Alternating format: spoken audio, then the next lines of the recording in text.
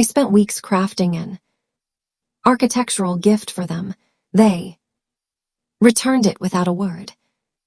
Years later, when they asked me to finance Lena's expansion, I replied, my professional funds are not available for family.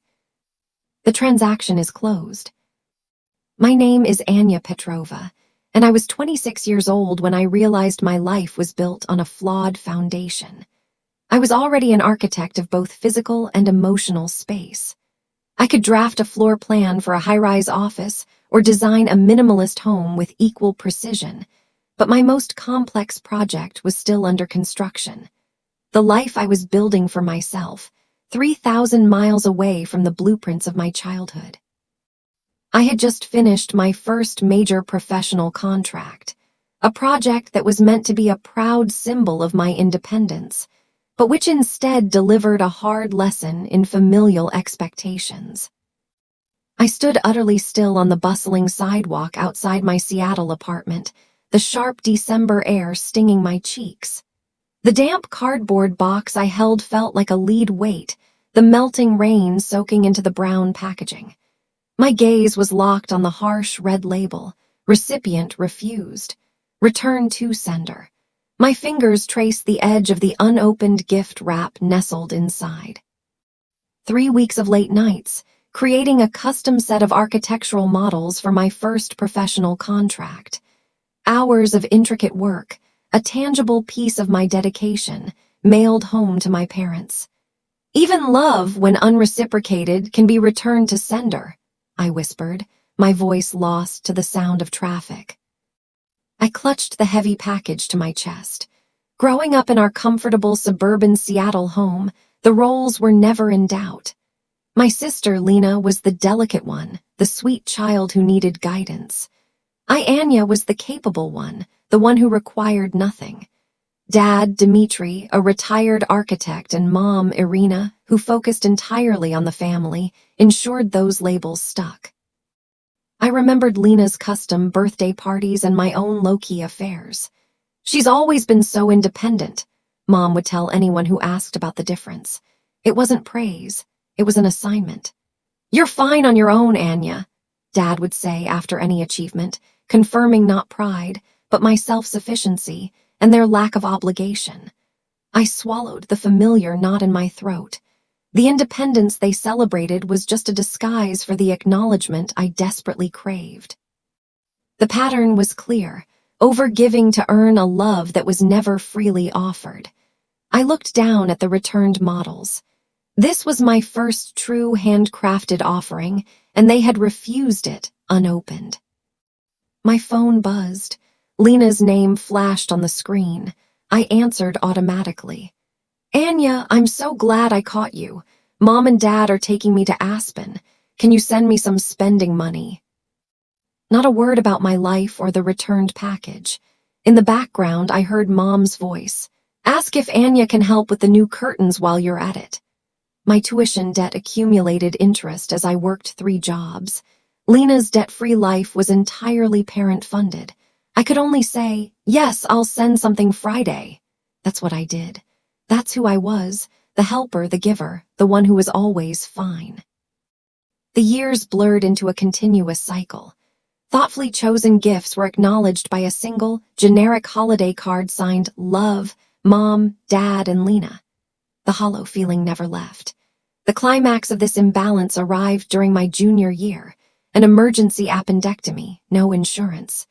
We wish we could help, dear, Mom said over the phone while I stared at the crippling hospital bill.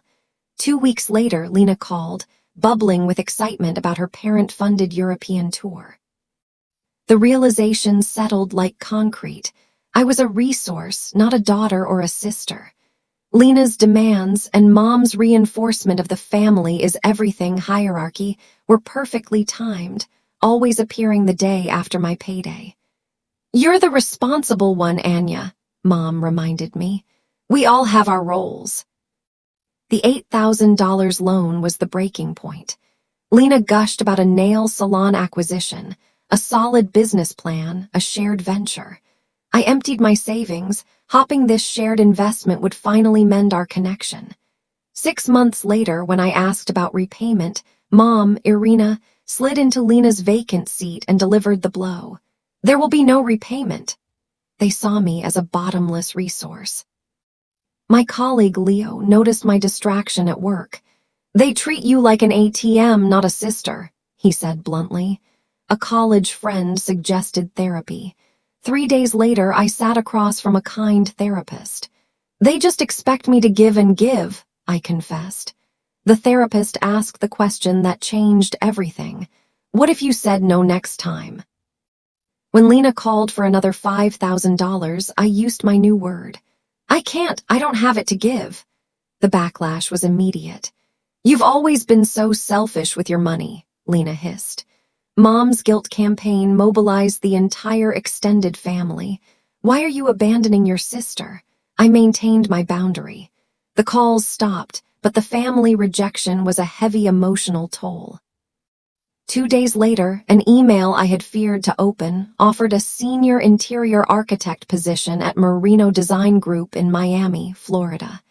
Prestigious firm, significant salary increase, relocation stipend. 3,000 miles from Seattle. I typed 2 words, I accept. My last Thanksgiving in Seattle was an exercise in tension. Anya's looking tired, an aunt commented to Mom. Always was career-focused, Mom replied. Not everyone prioritizes family. Later, Lena cornered me, tears already welling. Just a small loan, $5,000, I'll pay you back by Christmas. I quietly refused. Her voice rose. How can you be so selfish? The room went silent. I placed my dish stack down and walked out. 3 weeks later, I signed a lease on a Wynwood apartment in Miami. The empty rooms smelled of possibility. That evening, I emailed my family, informing them of my move. I silenced my phone and began packing. The knock came as I was packing. Mom stood in my hallway, face flushed. You're moving to Florida without discussing it with your family, she demanded. You're abandoning us. How could you be so selfish? The script is familiar, but it had lost its power. I'm not abandoning anyone, I said calmly. I'm building my life. Her phone rang. Lena. We needed you here, Anya. Dad's blood pressure is up again. The implication, my independence was harming my father. If you leave, don't expect us to welcome you back, Mom threatened. I've never felt truly welcomed anyway, I replied, the truth emerging without bitterness. She left without another word.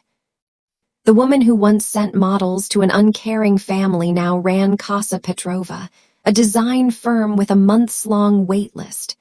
My portfolio, Anya Petrova, form and boundary, reflected my journey. The final debt was cleared. My financial fortress was complete. Then the Christmas card arrived. Handmade paper, Mom's calligraphy, and 2 days later, Lena's wedding invitation, a strategic reminder. Family should be together for milestone moments. The coordinated campaign began. Texts from relatives, passive-aggressive social media posts, all centered on guilt.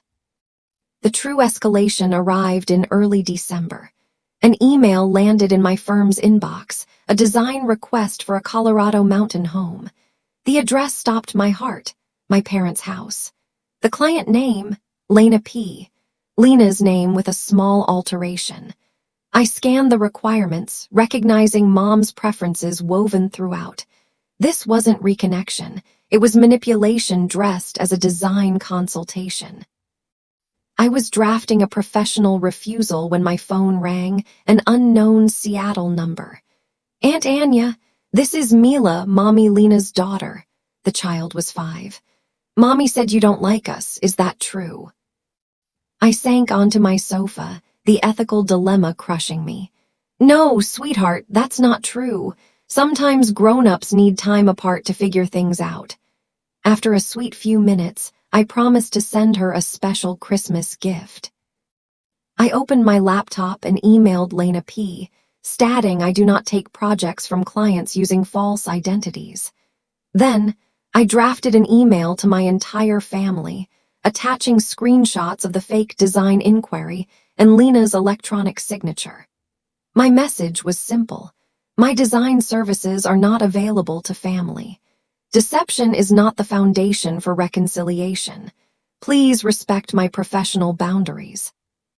For Mila, I wrapped a beautiful kaleidoscope. Inside, a note, from someone who always hopes you'll be loved the right way. The final boundary was established, respect as a prerequisite for relationship.